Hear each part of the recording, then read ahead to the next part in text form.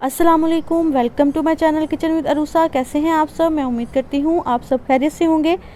आज मैं आपके लिए बहुत ही मज़ेदार और डिफरेंट रेसिपी लेकर आई हूँ। आज मैं आपके लिए बना रही हूँ सबूनी हलवा की रेसिपी। सबूनी हलवा बेसिकली इंडियन पंजाब की रेसिपी है और वहाँ पर ये उनके जो ओकेजन्स होते हैं, कोई उनके त्यौहार होते हैं, वहाँ पर बनाई जाती है और बहुत ज़्यादा पसंद की जाती है। तो मैंने सोचा क्यों ना आपके साथ भी रेसिपी शेयर की जाए। बहुत ज़्यादा डिफरेंट रेसिपी है और खाने में इतनी ज़्यादा मज़ेदार है कि आप उंगलियाँ चाटते रह जाएंगे। इतना दानेदार और ट्रांसपेरेंट सा हलवा बनता है कि इसको देखते ही मुँह में पानी आ जाएगा और टेस्ट तो इसका बहुत ही ज़्यादा लाजवाब होता है। यहाँ पर मैंने एक बाउल के अंदर 1 कप भरकर मैदा लिया है। यहाँ पर आपने क्वांटिटी का बहुत ज़्यादा ख्याल रखना है। 1 कप भरकर यहाँ पर मैंने मैदा शामिल किया है और 1/4 कप इसके अंदर सूजी जाएगी, यानी कि खाने के 4 बड़े चम्मच जो हैं वो इसमें सूजी जाएगी। उसके बाद यहाँ पर मैंने 1 कप भरकर चीनी का शामिल किया है। अगर आप चीनी बहुत ज़्यादा पसंद करते हैं तो इसमें चीनी की क्वांटिटी आप मर्ज़ी से कम या ज़्यादा कर सकते हैं। अब यहाँ पर 1 कप भरकर ही मैंने पानी शामिल किया है। तमाम अज़्ज़ा को शामिल करने के बाद इसको अच्छे तरीके से मिक्स करेंगे। आप देख रहे हैं कि ये बहुत आसानी से और बहुत कम इंग्रेडिएंट से बनता है। सिर्फ 3 चीज़ें इसके अंदर जाएंगी और बहुत ज़्यादा मज़ेदार ये बनता है। तमाम चीज़ें शामिल करने के बाद इसको अच्छे तरीके से मिक्स करेंगे ताकि मैदे के अंदर जो लम्स थोड़े बहुत हैं वो बिल्कुल ही ख़त्म हो जाए और एक स्मूथ सा बैटर जो है वो हमें चाहिए होगा इसका। अब आप देख रहे हैं कि मैदा अच्छे तरीके से जो है वो स्मूथ सी इसकी पेस्ट बन गई है। अब यहाँ पर इसको मैं ढककर तकरीबन 15 से 20 मिनट के लिए छोड़ दूँगी ताकि सूजी जो है वो अच्छे तरीके से पानी में फूल जाए।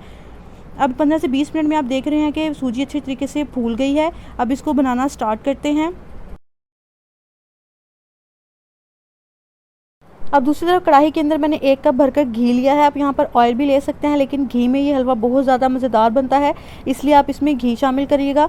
अब यहाँ पर घी को अच्छे तरीके से हमने फुल आंच पे गर्म करना है। जब घी में से हल्का हल्का धुआं निकलना शुरू हो जाएगा तो उस वक्त हमने ये बैटर जो है वो शामिल करना है। बैटर शामिल करते ही आपने चमचा जो है वो फ़ौरन चलाना है ताकि इसकी जो है वो गुठलियाँ ना बने। मुसलसल आपने चमचा चलाते जाना है और यहाँ पर आँच का आपने ख्याल रखना है कि इसको हम लोग मीडियम से तेज़ आँच के ऊपर ही पकाएंगे। इसको अच्छे तरीके से ऐसे चमचे से चलाते जाना है ताकि अच्छे तरीके से मिक्स हो जाए और इसका एक दानेदार सा टेक्सचर बन जाए।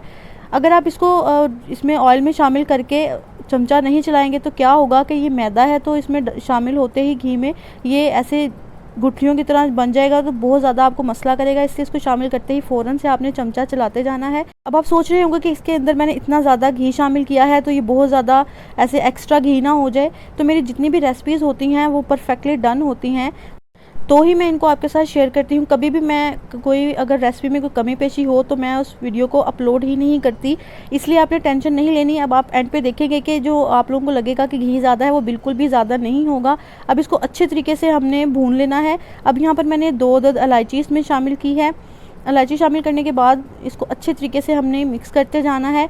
अब यहाँ पर इसको अगर आप लोग ऐसे ही ट्रांसपेरेंट कलर पसंद करते हैं तो ऐसे ही रहने दें, लेकिन मैंने यहाँ पर थोड़ा सा फूड कलर, एक पिंच के मुताबिक फूड कलर लिया और इसको 1 चम्मच पानी में घोलकर इसको इस हलवे के अंदर शामिल करेंगे। कलर शामिल करने से इस हलवे की बहुत ज़्यादा लुक अच्छी आ जाएगी। आपकी मर्ज़ी है, अगर आप कलर शामिल नहीं करना चाहते तो आप रहने दीजिएगा, लेकिन मैंने यहाँ पर कलर जो है वो शामिल किया है। अब आप देख रहे हैं कि कितनी मज़ेदार सी इसकी लुक बनी है।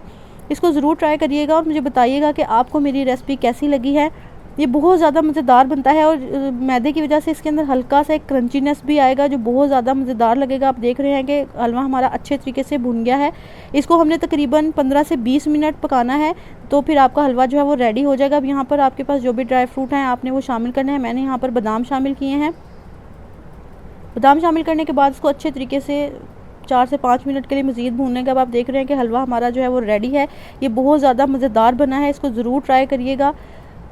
अब आप देख रहे हैं कि इसका टेक्सचर जो है वो ऐसे क्रीमी सा और दानेदार सा इसका टेक्सचर है।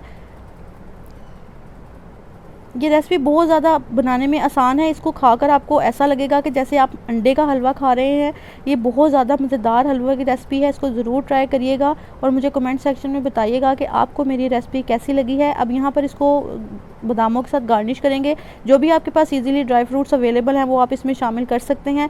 तो मैंने यहाँ पर बादामों के साथ इसको गार्निश किया है। इसको ज़रूर ट्राई करिएगा।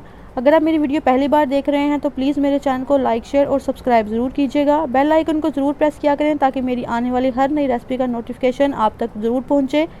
मुझे दुआओं में याद रखिएगा। अल्लाह हाफिज़।